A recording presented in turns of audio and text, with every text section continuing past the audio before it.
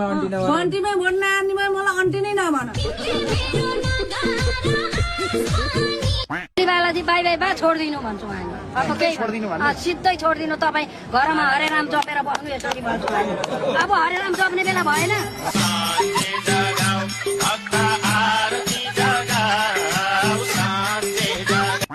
Congress party पत्ता साफ मोहल्ला खेलमा आफ्नो काम गर खुलुखुलु केपी ओलीले दिएको भत्ता खाएर रविलाई भोट हाल्ने भन्ला नि फेरि आमा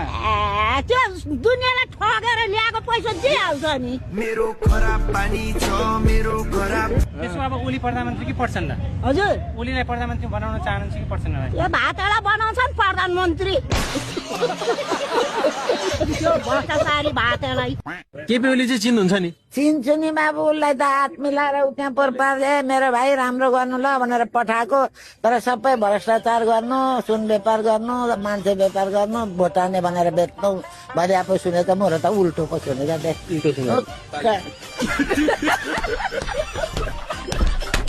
केपी ओली हेलिकप्टर चढेर भाग्यो तपाईहरु सबैलाई थाहा छ पालेन शाहबाट पनि यस्तै खालको बाटोमा रकेट चढ्नु पर्छ रकेट भाइ रकेट तपाईँ ओलीकै एरियामा बसेर केपी ओलीलाई झापादेखि के भन्न चाहनुहुन्छ गदारी भन्न चाहन्छु के चाहनु है यहाँका जनता सन्तुष्टि छैनन् ओलीबाट कोही छैन कोही है झोलेहरु त होला नि अब झोलेहरु त होला नि अब तपाईहरु चाहिँ कतिको सन्तुष्टि हुनुहुन्छ केपी ओलीबाट यो 0% सन्तुष्टि 0%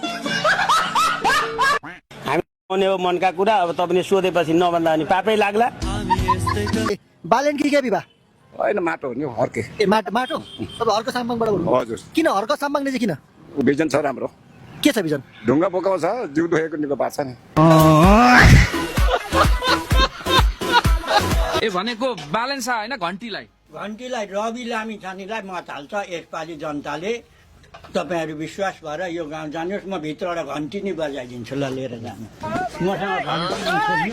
अस्तिदेखिको राजनीति प्रति हामीलाई धेरै जनतालाई इगो नै भइराख्यो हो तपाईहरु यो भाइरल बनाएर लगिदिनुहोस् ल ए तपाईँले घन्टी राखिसक्नु भयो घरभित्र रवि लामी छानेलाई यसपालिको मत परिवर्तन गरेर जाँदैछ ल पठाइदिनुहोस् हुन त केही वर्ष अगाडिदेखि नै मैले के भन्ने गरेको थिएँ भने 99% म राजनीतिमा लाग्दैन जिन्दगीमा केही भएर कुनै कारणवश राजनीतिमै नै लाग्नु पर्यो भने लाग्छु त्यो चान्स चाहिँ 1% छ भनेको 1%ले जित्छ